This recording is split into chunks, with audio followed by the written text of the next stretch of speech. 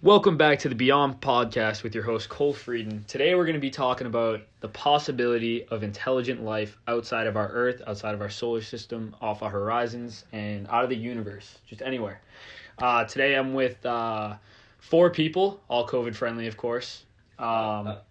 We have, if you'd like to introduce yourselves, just go around the room. Alex Mineta. Matthew Pinkham. Liam Brown. Jack Frieden. Dude, give me your real name. All right, so why don't we start here with, we could just ask each other, or I'll just start with asking the question, what do you think the possibility of intelligent life is outside of our star? Basically outside of the sun. Alex, let's start with you. Well, from my understanding is we're one star in one galaxy, and you have to understand how many stars there is in a single galaxy. That's about trillion. We're talking trillions and trillions of stars, and each star is a system itself, surrounded by planets. Now let that sink in, right? That's one galaxy. Then if you back up a little bit and go beyond that, we're talking trillions of galaxies. Yeah, in an endless void. You know what I mean? In an endless void. I mean, I think we'd be crazy to suggest that there's no intelligent life outside of our solar system. It would almost feel ignorant, right? Is what you're saying? Exactly. What do you think about that, Matt? I would agree with Mineta there. You're talking something that is infinite. Infinite. It just goes. It don't stop. Yeah, She gotta go and she went. She took her. That thing don't stop. Yeah, I'm gonna have to agree with Alex and Matt on this one. There is definitely just way too many possibilities out there for us to be the only form of life. Right. Yeah. What do you think about that, Liam? Yeah, I'm on the same page with all you guys. I think by this point it's pretty much common knowledge, like this, just the scope of how small we are in comparison to the rest of the universe. That like there just has to be. So, now let me ask this: what do you think, Liam, the possibility of intelligent life is? Not just a little bit of life, but intelligent life that is seen in, I don't know, these so-called like Earth UFOs, like all this stuff, UFO sightings. What do you think about that? What do you think about them actually? Do you think do you think they visited here? Do you think they've done these abductions, these experiments, and that kind of thing? And now that's going a little bit off the side. But I'm just wondering how far you guys are. Oh no, I 100 believe in abductions, and if you believe me, the government, they're definitely keeping something secret when it comes to intelligent life. I think there is contact with something out there personally, but right, they're just not revealing that to the public. Which is actually interesting because in one of these sources, and we'll get into these sources after I ask these few introduction questions, but in one of these sources there's actually claims of a message from space, a space message that somebody actually obtained, which is like pretty interesting considering the fact that like, you know, like where would that have come from? A space message. A space message, yeah. Like a message from Code. From space. Yeah. wow. It's pretty intense. Yeah, I'll show. What was I mean, it, like if you guys listening to the podcast would like to check out those files, I'm gonna have it all linked in the website, and you'll be able to see them. I downloaded all of them. I went through them, and yeah, there's claims of a space message, and I'm not saying that's 100% true that what that guy said is true, but all I'm saying is that on file, the CIA have seen like to have dealt with somebody who claims they had a space message, and they talk about in these transcripts taking and going to this guy's house and trying to convince him that he doesn't have a space message, and they kept referring to him as a problem and an issue. That's interesting, man. So it's definitely interesting stuff. But what do you think about that, LB, about the possibility of them actually have visited here? You know, I think that again in the scope of the galaxy and how big it is, like I think that it 100% exists. In terms of it actually having made its way here to the Earth, I mean, it's just so questionable, and it's definitely like, you know, I think it will make its way here for sure, but Eventually, for sure, but it's just hard to tell, you know, with some of the. we just don't know when, and that's the thing. Like, So for those of you who do believe in aliens, right? What or intelligent life? What is your like? What have you seen thus far that pushes you towards that assumption that there is intelligent life out there? Alex, what do you think? just the fact that, you know, Harvard professors have seen things that have come within our solar system, and I think we might breach on that maybe later, but it's definitely been something that has been unknown and a little bit sketch-worthy that just really would make one assume, you know, what is going on. Yeah, are you talking about that meteor that the Harvard professor saw? It was, I don't know if it was a meteor, but they referred to it as a cigar-shaped meteor. It was over like 40 miles long, and it entered the solar system, and it actually changed course against the gravity of the sun. Yeah. where they calculated that this thing should have gone, which is where everything in our entire solar system follows on that one gravitational path around the sun, this thing just decided to switch directions. And it's like nothing's ever done that they've ever seen before. So Never been seen. it's definitely an interesting thing. All right, so that being said, here's what I've gathered, right? And this is some pretty interesting stuff. So, do you guys hear about that whole COVID-19 relief bill? Yeah. Yeah? Everybody? Yeah. The 180 days. I did. Yeah. I did. So, Once upon a time. basically, they slipped in a bunch of stuff that really didn't have to do with COVID, like a bunch of other, like, taxes, laws, that kind of thing that had nothing to do with COVID. And then they also slipped in something that the government and the Pentagon had to release files from the government as a part of the 180-day Act on releasing information on UAPs or unknown aerial phenomena to the public.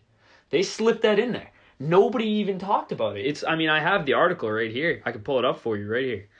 This is the article. Classified UFO documents could be released within 180 days thanks to COVID-19 relief bill. Like, this is all true. As Christopher K. Mellon, ex-Deputy Assistant Secretary of Defense for Intelligence in both the Clinton and W. Bush eras, explained on Tuesday, the freshly enacted Intelligence Authorization Act brings in the Senate Intelligence Committee's report language calling for an unclassified on all sources report on the UAP, or commonly known as UFO issue. Yeah, man. This is a legitimate article. That's legit. This is a legitimate thing. And here's the thing, man. You wonder why.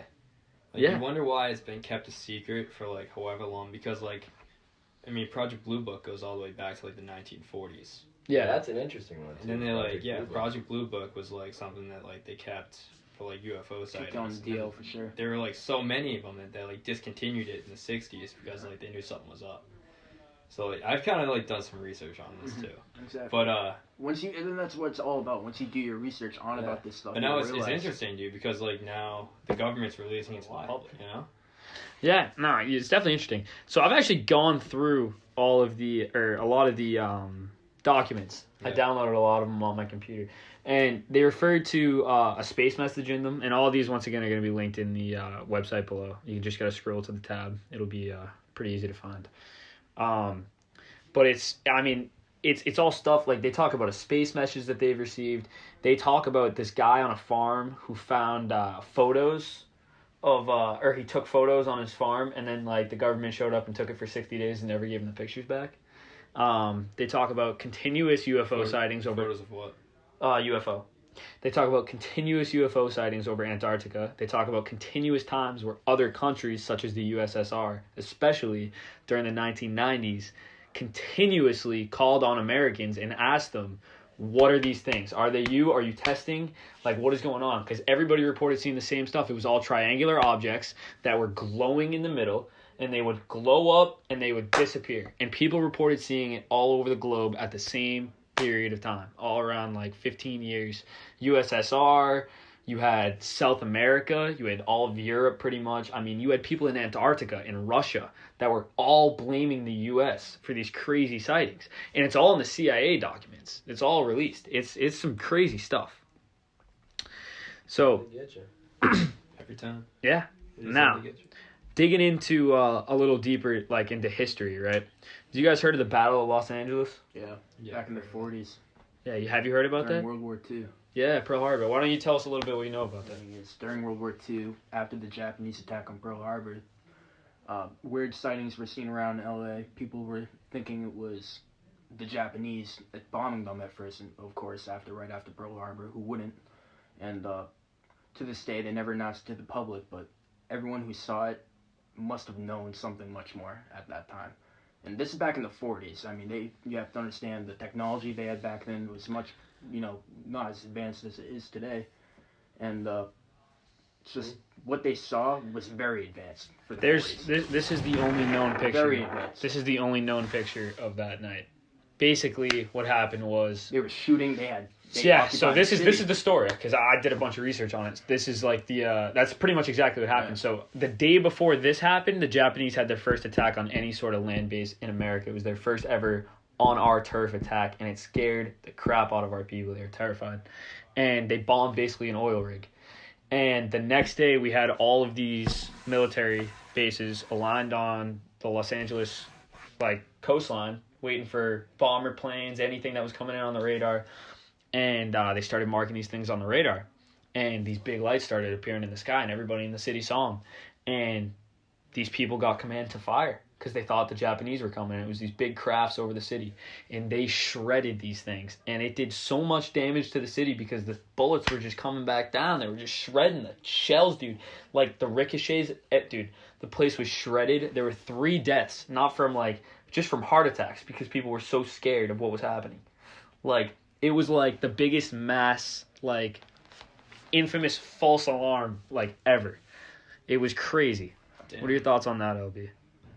It's kind of crazy. It's definitely it's interesting to just think about how it's, it's seen as such a big, one of the biggest misunderstandings or whatever, and it's just you haven't heard anything about it, and it definitely it definitely proves a suspicion of why there would be life here, but it's we just don't know about it because so much information is being concealed, especially that. If that was something that was such a big deal in one of the biggest cities in the country, for that to just hear nothing about it ever is definitely interesting. How about you, Matt? What do you think?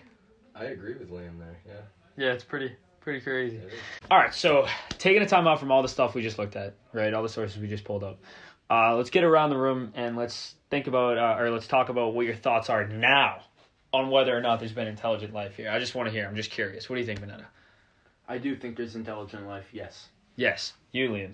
Yeah, I'm definitely was skeptical at first, but leaning more towards thinking yes. Yeah? What about you, Jay? 100%? 100%. Definitely 100%. 100%. Yeah. All right. So now, Liam, I think if you're on the edge here, this is what's gonna push you right over. This is what's gonna make you believe it. All right. So, have you seen the Pentagon officially releases UFO videos? I have not. Okay. Get ready, kid. Because this is going to change your life. These videos were released, right, from the Pentagon of, from 2000, let me find it, 2002. And it's from a fighter jet. What do you think about that, dude? That's actually kind of crazy. What do you think that is? After a thorough review, the department has determined that the authorized release of these unclassified videos does not reveal any sensitive capabilities or systems. There have been a number of reports or unauthorized and unidentified aircraft entering various military controlled ranges and designated airspace in recent years. What is that? It's a flying saucer. One declassified video from 2004 off the coast of Southern California caught this image. It's a little blurry. Looks like a flying car. It's crazy.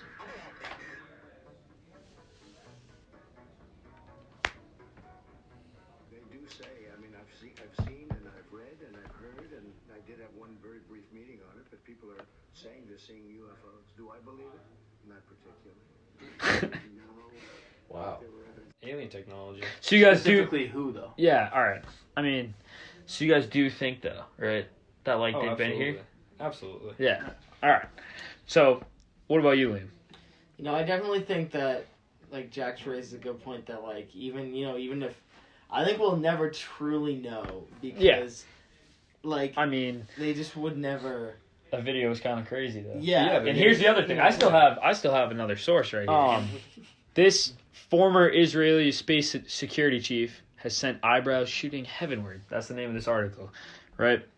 This guy basically claims that there is aliens. We've been in contact with them. We've made a deal. This guy was a very well-respected space executive chief for 40 years.